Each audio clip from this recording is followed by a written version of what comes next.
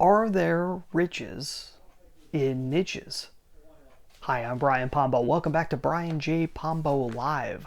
Coming to you every day from Grants Pass, more than likely. Today is no other day, no other exception.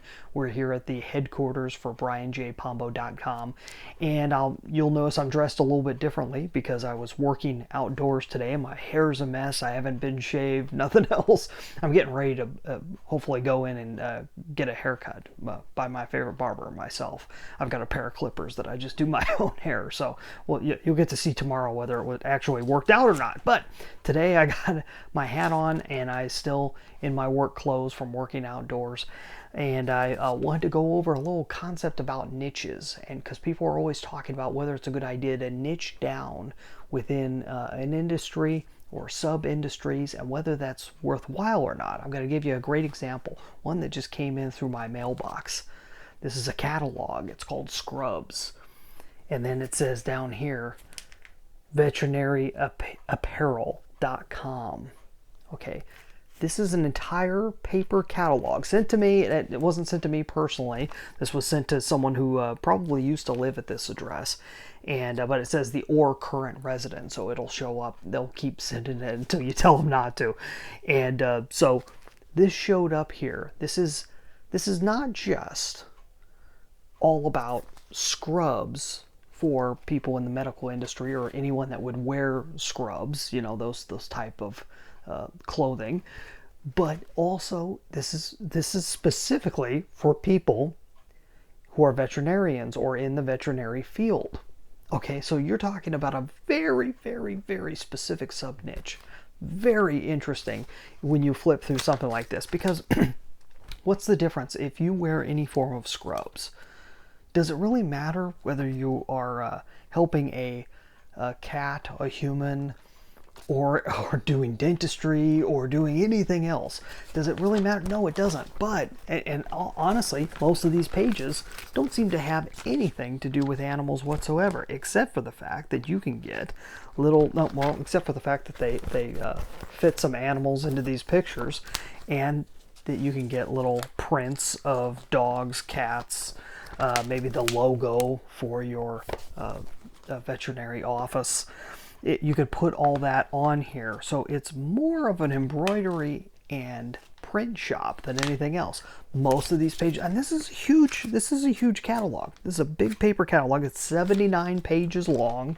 Okay, pretty thick size for something that's just showing up in your mailbox. But it doesn't just have scrubs. No, believe it or not, they've got more. They've got other clothing wear, hats, boots. Oh, let's see, what else? They've got pill jars. Pill jars. Now, how different are pill jars across the board, regardless of how you're getting pills? But these ones have little doggies and cats on them, or, you know, obviously your veterinary logo on there. Everything from labels. These are labels for pills. Okay, these are not specific things that are just for veterinary offices, but because it's niched down, they can say it's just for veterinary offices. And of course, things that you would just have in veterinary offices, you know, the collars for the medical safety collars, protective collars for animals to keep them from scratching and gnawing on things that they shouldn't. I mean, it goes on and on and on, even down to custom laser reminder cards. Okay, reminder cards for your clients. It says it's scrubs, but it's everything else that they could possibly think of that they can provide at a profit to veterinarians. All it's a free plug for them. Veterinaryapparel.com. Okay, do you think that this company does more than just veterinary stuff? I would bet that they do. And if they don't, I bet they do more than just scrubs and show up in people's mailboxes in different ways than just this, or in all the other ways that they probably advertise. So there's a whole bunch that we can go over here. Number one, paper's not dead. If you're not aware, having a physical catalog in your hands, even though obviously it's a website, it's an e-commerce, I bet mainly e-commerce based deal, but they're still advertising this way. They're still sending full catalogs. They didn't call and double check to make sure I didn't call for this catalog asking for it to show up with someone else's name on it.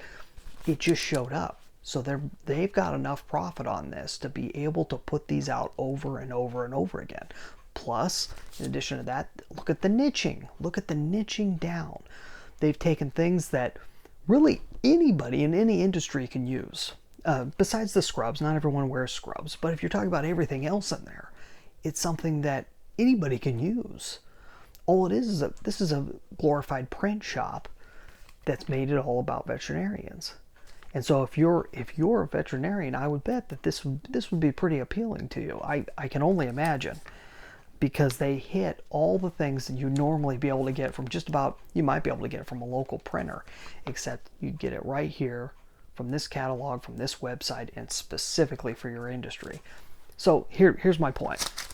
Niching down, there's a whole lot of debate now about whether niching down is necessary or not.